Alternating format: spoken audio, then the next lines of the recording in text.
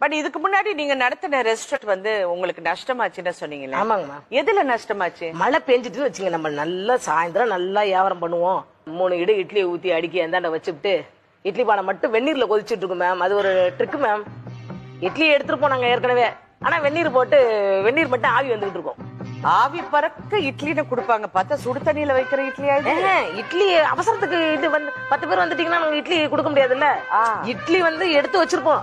இட்லி எங்க கடையில இருக்குங்கிறதுக்காக இட்லி பானை வச்சு ஆவி ஓடிட்டு இருக்கோம். சூடா கொடுக்குறோம். இந்த சூட்டை பார்த்துட்டு அவங்க உள்ள வந்துருவாங்க. அந்த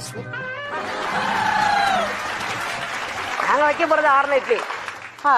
அப்படி இருக்கும்போது ஒரு சின்ன மழை பெஞ்சிட்டு வச்சுங்க, அவங்கவுங்க வீட்டை பக்கம் போறதுதான் பாப்பாங்க. அந்த ஹோட்டல் வேலை பார்க்க மாட்டாங்க. ஹோட்டல் வர திறந்து வச்சிருப்பானே, பாவம் அவன் என்ன பண்ணுவான்னு நினைக்க மாட்டாங்க. அப்படியே போயிடுவாங்க. அந்த நேரத்துல நம்ம அப்படியே உட்காந்துக்க வேண்டியதான். தானா கை அங்க போயிடும்.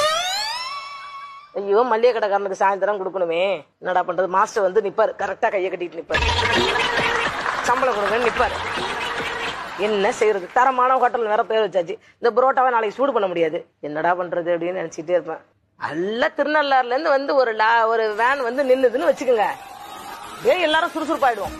எட்டு மாஸ்டர் ரெடி அவங்க மாஸ்டர். மாஸ்டர் வெங்காயம் வெட்டுங்க மாஸ்டர், வெங்காயம் அது வைங்க மாஸ்டர். மாஸ்டர் அது இருக்கா பாருங்க மாஸ்டர்.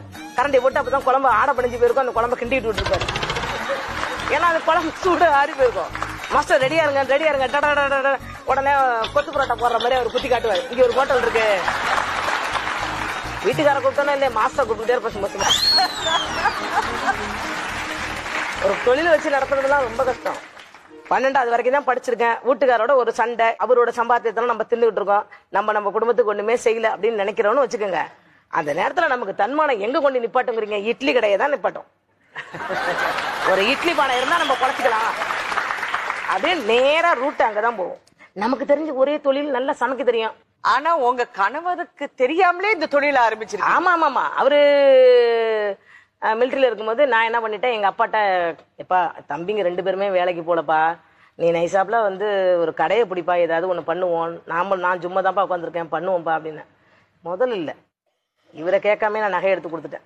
நகையை வச்சு அடை வச்சு போட்டாச்சு. அப்புறம் எங்க அப்பா கொஞ்சம் டெவலப் ஆகிட்டு, நான் கொஞ்ச நாள் சைலண்ட் முதலாளியா இருந்தேன். அப்புறம் இவர் வந்துட்டாருன்னா எங்க அப்பாவை முதலாளி ஆக்கிட்டுருவேன். அப்ப எப்பதான் அவருக்கு தெரிஞ்சது? அப்புறம் ஒரு குஷியான நேரத்துல நானா சொல்லிட்டேன்.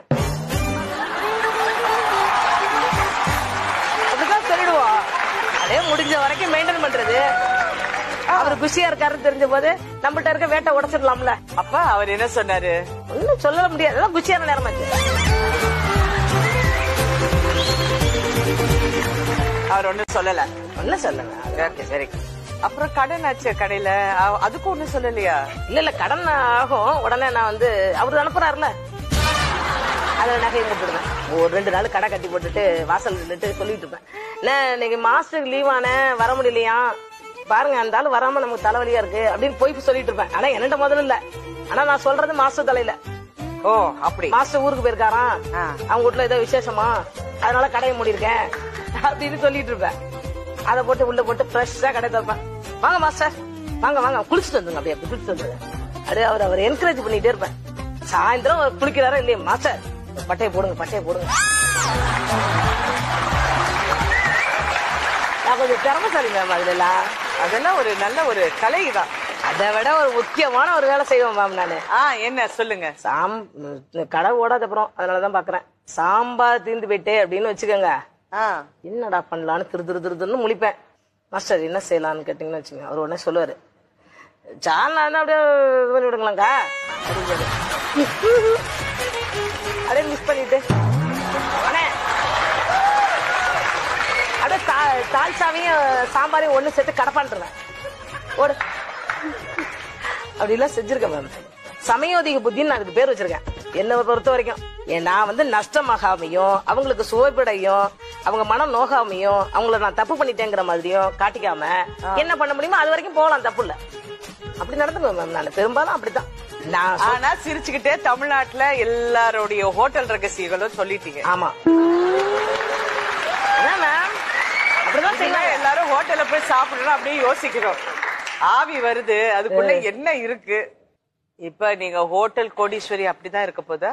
இருக்கலாம் மேம். ஐயோ, ஏன் மேம்?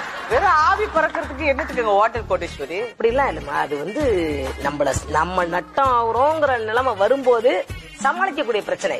சமாளிக்க இப்ப ஹார்ட் பேக் வாங்கி வைக்கலாம் 1,60,000. அப்ப ஹார்ட் பேக் கிடையாது. ஒரு வாழையில ஒரு பேஷன்ல வச்சு ஒரு வாழையில போட்டு மூடிருப்போம். இப்ப கிடையாது. ஒரு ஹார்ட் பேக்ல வச்சு அந்த என்னது இட்லி பண்ண தேவையில்ல. ஓ, அப்ப நான் அதை அழகா சூடா எடுத்து கொடுத்துடலாம். இன்னொரு ரகசியம் இருக்கு மேம் ஹோட்டல் தொழில.